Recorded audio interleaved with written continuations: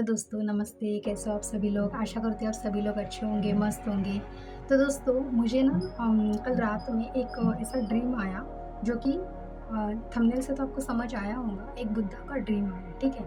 अब होता कैसा है ना, वैसे तो ड्रीम बहुत से आते रहते हैं, ऐसा नहीं है। पर होता ये है दोस्तों कि हमें मतलब मैं ही नहीं, हम सभी की बात है, हम सभी को ना ऐसे बहुत से स्पिरिचुअल ड्रीम आते रहते हैं, है ना? बहुत बार आते रहते हैं और कभी-कभी ना ये जो गुरु लोग होते हैं, ये जो जितने भी मास्टर होते हैं, तो इनका क्या मैसेज होता है ना, ये हमें डीपली नहीं समझ में आता है। क्योंकि आए दिन ऐसा था कि मुझे भी बहुत से ऐसे ड्रीम्स वगैरह बहुत आते थे और आते हैं, अभी भी आते हैं। लेकिन कभी-कभी मुझे उनके मैसेजेस डीपली समझ में आते हैं, कभी-कभी नहीं समझ में आते हैं। तो मैंने ना ये जो सपना था, जो एक बुद्धा का जो एक मैसेज था इनडायरेक्टली वे में, तो फिर मैंने सोचा कि क्यों ना मैं जानने की कोशिश करूँ इसको थोड़ा-सा डीप वे में कि क्या है इसका एग्ज़ैक्ट मीनिंग, है ना?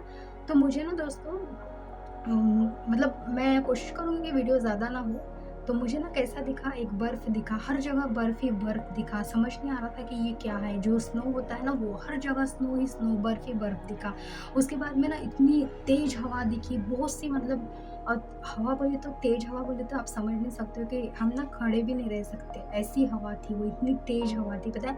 और आपको पता है पूल रहते हैं, ब्राइड रहता है ना, पूल रहता है, 2 पूल ऐसे जुड़े हुए रहते हैं। तो मुझे ना एकदम से ये सारे सिचुएशन में ना वो जो पुल है वो पूरा ऐसा ही नीचे झुका, मतलब वो पूरा टूट गया। वैसा एक पुल दिखा, उसके बाद में ना फिर दिखे मुझे भगवान बुद्ध दिखे। वो चल मतलब जा रहे थे वो, उनके हाथ में उनका भिक्षा पात्र था, वो जा रहे थे और उनके पीछे ना उनके जो 2-3 उनके जो भिक्षु लोग थे वो दिखे। तो ओवरऑल ये ड्रीम का डीप मीनिंग मुझे अभी तक नहीं समझ में आया था, है ना? तो फिर मैंने थोड़ा-सा ध्यान करके और जो कि एक्स्ट्रा मतलब थोड़ा-सा डीपली जानने की कोशिश की इसको, तो इसलिए मैं यही बताऊँगी ये सारे वीडियो में। तो फिर बहुत छोटा रखूँ, मतलब कोशिश करूँगी कि ये बहुत छोटे शॉर्ट में मैं आपको समझाने की कोशिश करूँ। मैं इसलिए ये समझा रही हूँ, मतलब मैंने ये ऐसा चाहा कि इसलिए मैं आपको ये बताने की कोशिश कर रही हूँ, क्योंकि हमारे बहुत से लोगों के ड्रीम्स ऐसे ही होते हैं दोस्तों, हमें नहीं समझ में आता है। और क्या पता किसी का ड्रीम ऐसा हो और उसको ये मैसेज जाना हो, तो वो किसी भी थ्रू जा सकता है। तो ऐसा मुझे अचानक से लगा कि भाई मैं ये दे दूँ आपको ये मैसेज, है ना? ताकि आपको भी इसका आंसर मिले। मैं नहीं बोलूँगी कि पूरा सेम ही, लेकिन थोड़ा पर सिमिलर, है ना? तो पूरा वीडियो देखो ताकि आपको समझ में आ जाएगा। बहुत शॉर्ट में समझाऊँगी मैं और बहुत शॉर्ट में हम इस ड्रीम का एनालिसिस करेंगे। तो स्टार्ट करते हैं दोस्तों। बर्फ का हर जगह दिखना मतलब क्या? स्नो एवरीवेयर, मतलब हर जगह बर्फ ही बर्फ दिखना। तो बर्फ सफ़ेद होता है, हम सभी को पता है ना? मतलब क्या है ना, शुद्धता, एक नई शुरुआत। तो वो बर्फ दिखा, उसके पीछे का मुझे अब समझ में आया कि बर्फ होता है शुद्धता का प्रतीक, एक नई शुरुआत, है ना? इसको कह सकते हैं हम इनर साइलेंस का ये प्रतीक होता है। ये दिखता है कि आपके अंदर एक प्यूरिफिकेशन चल रहा है, पूरी तरह से आप प्योर स्थिति में जा रहे हो और शायद आपके जीवन में कुछ पुराने जो विचार या भावनाएं जो जम गई थी बर्फ के जैसी, है ना, बर्फ की तरह, वो पूरी तरह से डिसॉल्व हो रही है। तो ये बर्फ दिखने का मीनिंग क्या है, समझ में आया अभी?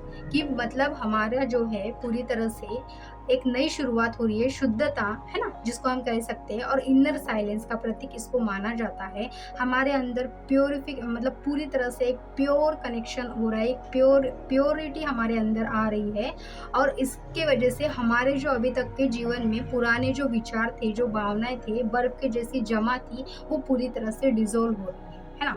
अभी हमको मतलब अभी क्या था ना, हवा और पानी।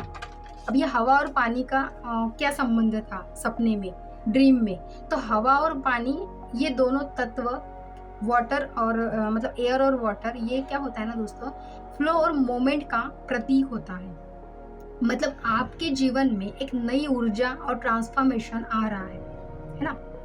ये समझने की कोशिश है।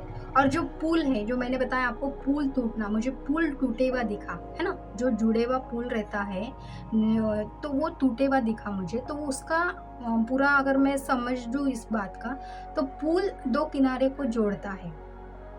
एक पुराने और एक नए जीवन के बीच, है ना? तो ये पुल टूटना मतलब क्या है ना, पुल 2 किनारे को जोड़ता है, एक पुराने और एक नए जीवन का, मतलब एक जीवन के बीच। उसका टूटना मतलब आप अब पुराने रास्ते की तरह हो, अब आपको अपने स्पिरिचुअल पाथ पे एक नई जर्नी शुरू करनी है ना?